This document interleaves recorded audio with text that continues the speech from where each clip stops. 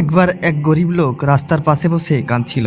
একজন আলেম তাকে জিজ্ঞাসা করলো, ভাই কেন কাঁদছো?